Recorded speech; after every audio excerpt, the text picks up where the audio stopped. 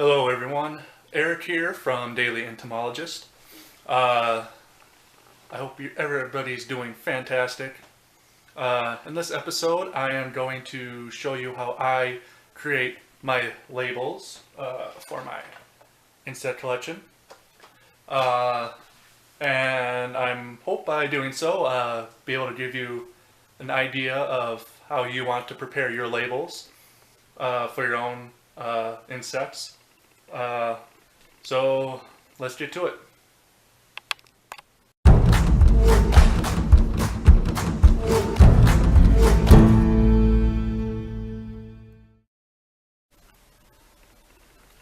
Alright, so when you do your insect collection, labeling is probably the most important aspect. Or else that because they give you your information of where you caught it, when you caught it, who caught it, um, ID. And so if you have a bunch of insects that never get labels, they're pretty much useless to any scientific form. Um, so what I do is during the collecting season, I collect everything.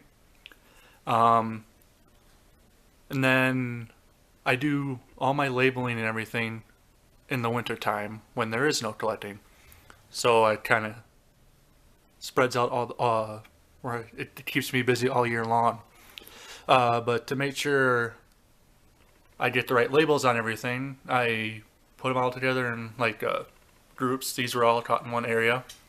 And then I get a piece of paper and write down the location and the date and put it on one of the insects. And then that tells me that whole area is from caught in that same day and same place. Um, then when I actually start writing my labels, I can look at the data on the piece of paper I have, and then I create them on my Excel sheet that I made specifically for my labels. And I'm actually going to get in more in depth on what I put on my labels, how I put them on my labels, and what my labels look like. Everybody does labels differently. Some have like 4-line labels, some have 5-line labels. Different people put different data on their labels depending on how in depth they want to get. But I'll get into all that as soon as when I start actually showing you how to make all the labels. So let's get to that. Alright, so I'm going to take you in depth on what I do to actually make my labels. So to begin with, my label sheets are 8 labels across and 22 labels down. And I make 5-line labels. So you see that'll make one label right there. I make my font is in size 4, and I just zoom. I'm at a 205% right now, and I zoom in. Uh, to get the actual length and width of the size of labels, column width. Open up there. I am at 10.86, and the row height I am at 6.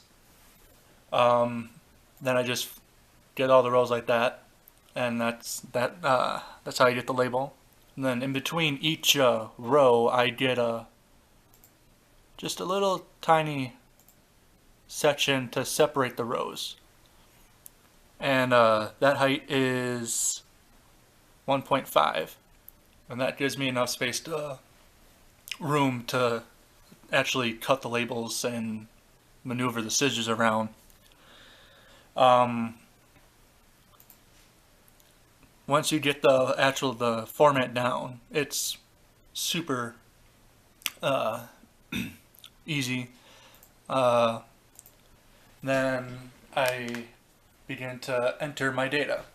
So I'll make a pretend label right here, but it'll have everything that I put on my labels. So let's say, got something from Colorado, Weld County, and then I go down and say they're caught on 2 August 2017. And then I make sure it fills up the entire space. And that's what I put on my first line. Some people like to put the country, because all my specimens are from the U.S. I just put the state and then the county. But if you have specimens from like all over the world, I would recommend putting the country as well on the first line. The next 2 lines here is for my location description. So let's say Pawnee National Grasslands, and then it was, let's just say County Road 30 at County Road 20. So that will indicate that I caught it at the Pawnee National Grasslands at the intersection of County Road 30 and County Road 20. Then this line, the 4th line there, is where I put the GPS coordinates as well as elevation. And to find all those, I go to Elevation Finder, and then I just click a random spot there. Well, not random, but wherever you collected, and then it'll pop up your elevation and then your coordinates, and then I just record that onto a label. So I forgot what they were, so I just put a random thingy in there. Let's do 3 West 104 3, then elevation at 23, and then that's that 4th line. And then the last line is who collected. So Eric K. Smith. Then whoever collected, just put him right there. Just put a random name there. Sorry for whoever Eric K. Smith is, if that person exists. Then that label is done. And then depending on how many specimens you have from that location, yeah, and then copy, and then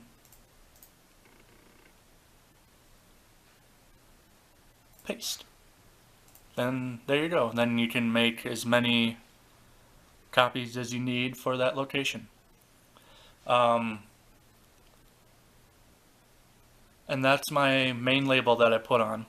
I also put on a second label for IDs, and I'm going to go to the ID page here, and the dimension of the width and the height are the same, but for my ID labels I do 3 down instead of 5. Some people do 2-row IDs, but I do 3 because it's a little less cluttered. So the first line I put the genus. Say I caught a swallowtail, and then the second line I put the species. Then I made sure the font is italicized. You see the genus is, but the species isn't, so italicize it. And then the last line is determine Eric J. Smith.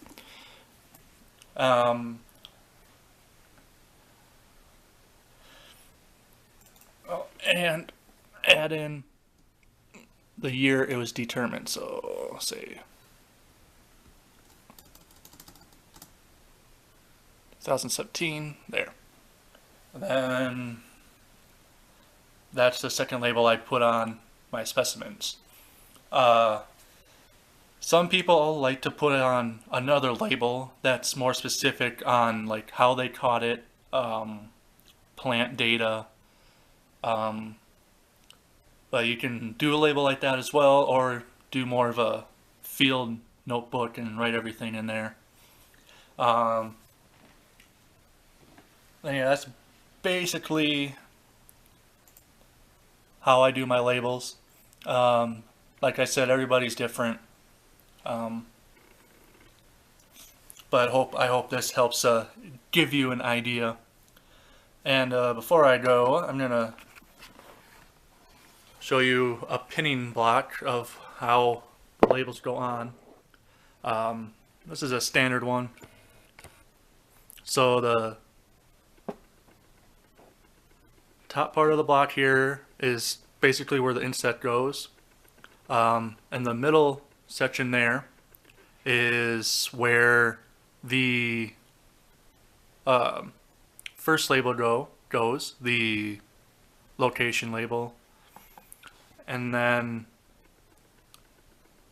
that bottom one there is for the ID label.